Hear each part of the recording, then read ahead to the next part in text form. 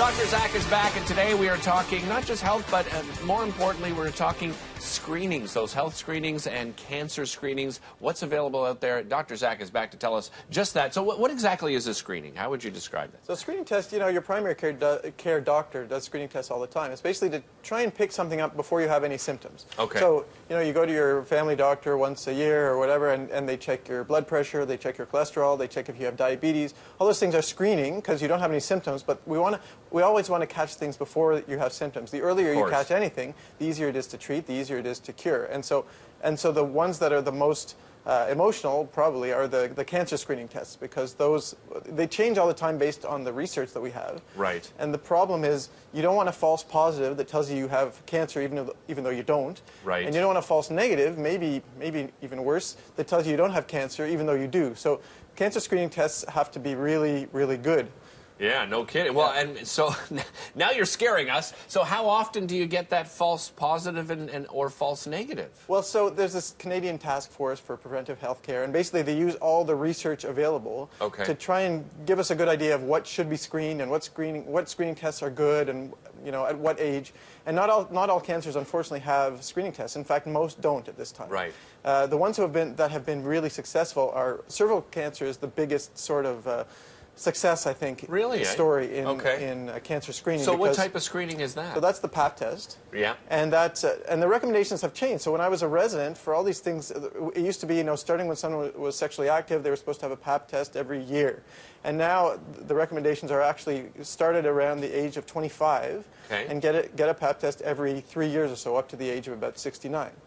But that's been a good one because it catches things when there's just little cells, cancer cells, and then it can be treated and eradicated. That's really successful. And one that we hear a lot about too, and of course women are always encouraged to get, is a breast cancer screening. Yeah, and breast cancer screening is still recommended, whereas some of the other ones, like prostate cancer, we'll talk about in a second maybe, and that's even more controversial. But yes, the screening test for breast cancer is, the recommended one now is the mammogram. Yeah. And it's to be done every 2 or 3 years. That's what they say. I'm using the Canadian task force. There are other recommendations, but that's a good one.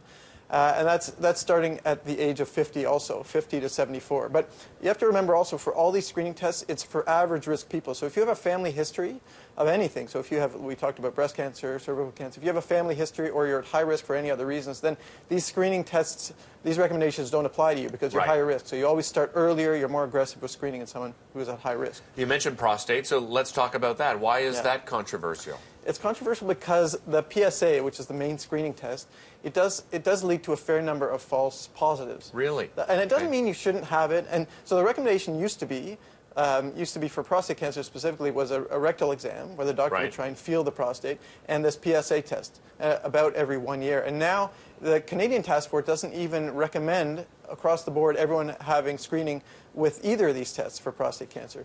I think the important thing is for any of these it's tough to hear because everyone always says, the earlier something like prostate cancer is diagnosed, the survival rate goes up exponentially. Exactly. So you have to talk to your doctor, because I know one guy actually who has been saved by screening tests, a colonoscopy for colon cancer, and a PSA, the prostate-specific antigen for prostate cancer, which are not actually the recommended screening tests. Right. And so, how can you argue against that? However, I have to say, I know several people who have had some harm, even morbidity and even death, because of screening tests that went wrong. Or prostate cancer, the most common thing is basically you'll have a high PSA, and then you need to have a biopsy. You do a bunch of biopsies of your prostate, and those can bleed, and those can get infected. And so it's not totally benign, and if you have no prostate cancer, you went through all that for nothing. Yeah. So the important thing, honestly, for any of these is to talk to your doctor about what you want to do. It may be worthwhile for you to get a colonoscopy, or for women to get annual mammography. Right. And prostate cancer is the PSA. You may decide with your doctor it's worth it, but you have to understand the pros and the cons. It's not always that apparent. What about lung cancer? Not a screening we hear very often, right? No, it's pretty new, because in the past there was really no screening test. And like I said, a lot of cancers that are deep, they aren't good screening tests, because you're not going to do a scan on everyone, every year.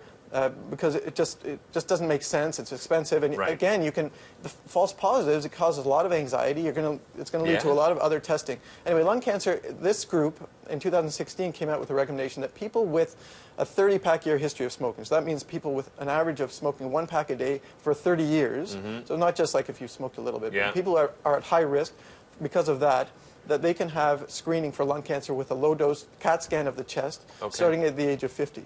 Excellent. Always great advice, Dr. Zach. Of course, there's so much more we can always talk about. So if you visit our website, btmontreal.ca, click on our blog section. You can find out all the information right there. We'll be back with more right after this.